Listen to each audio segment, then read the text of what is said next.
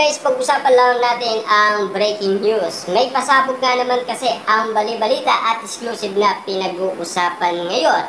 Wow! Bet gawin ang Mista 2 Robin Padilla saludo sa tikas ni Daniel Padilla. Na alam niyo naman siguro ang mga kasama noon sa Mista 1. Robin Padilla, Romel Padilla, Boyet Padilla, lalong-lalo na si Gandang Ari.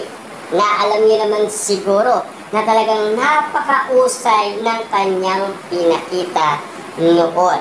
Na alam niyo naman siguro, Robin Padilla, kahit na napaka-astig at maangas ang pinakita niya, nagpapakita pa rin siya ng funny doon sa nasabing movie. Na ayon kasi sa mga update na napanood natin sa Mista 1, kakaiba ang roles ni Robin Padilla. Magaling nga naman kasing magpatawa pagdating sa mga kababahihan. Dahil kitang-kita niyo naman siguro pagdating kay Robin Padilla, kakaiba lahat ng kanyang mga karakter pagdating sa movie.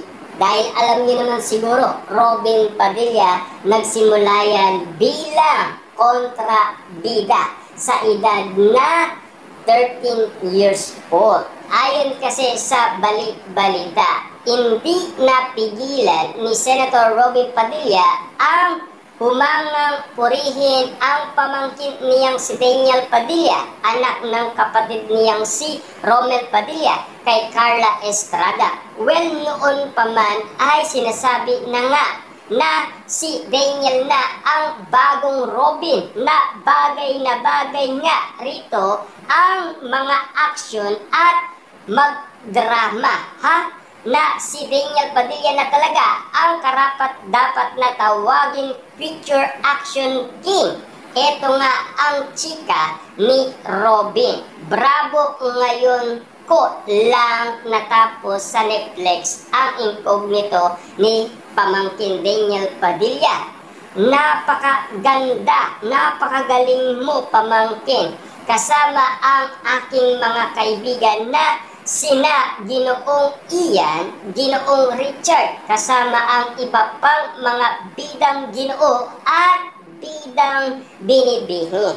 Na alam niyo naman siguro, si Robin Padilla ay talagang kakaiba lahat ng kanyang mga pinakita. Dahil alam niyo naman siguro, talagang naging blockbuster lahat ng movie ni Robin Padilla bilang action star. Siyempre, marami din naman kasing natulungan si Robin Padilla.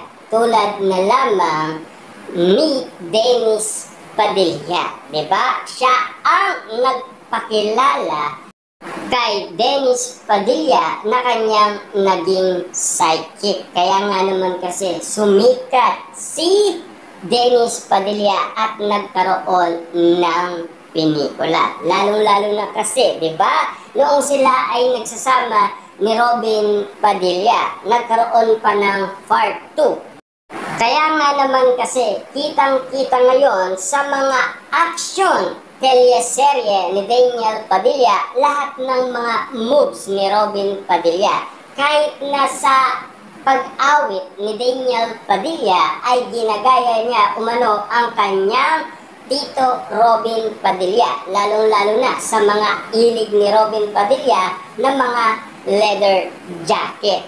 Doon nakuha ni Daniel Padilla ang ilig kay Robin Padilla. Kung bakit nga naman kasi pilit ginagaya ni Daniel Padilla ang kanyang Tito Robin Padilla. Napakausay ninyong lahat sa pag-arte. Ang inyong mga galaw sa action ay proper at markado ang training, ang tikas mo pamangkin. Sigurado ako na proud sa iyo ang mga action star na tatay mo, Lolo Pempe at Uncle Da Boy. Saludo ako sa iyong pamangkin. Congratulations sa iyong staff crew, staffman, staff director, writer, creatives, at siyempre sa director.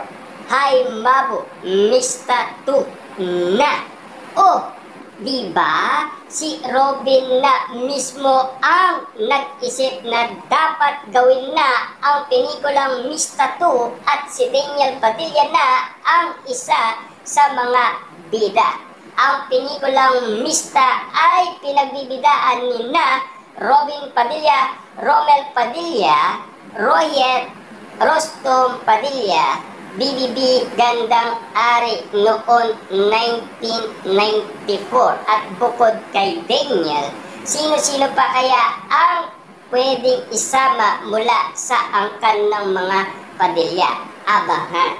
Siyempre alam niyo naman siguro, hindi na pwede umano ang iba. Kasi alam niyo naman siguro, pwede pa siguro ang ama ni Daniel Padilla. Lalong-lalo na Robin Padilla. Siya na mismo kasi ang nag-isip at nag-open yan sa publiko. Kung sakasakaling matuloy man ang kaganapan na pinag-uusapan, pinagkakaguluhan at pinagpepestaan patungkol umano sa gagawing project na Miss Tattoo.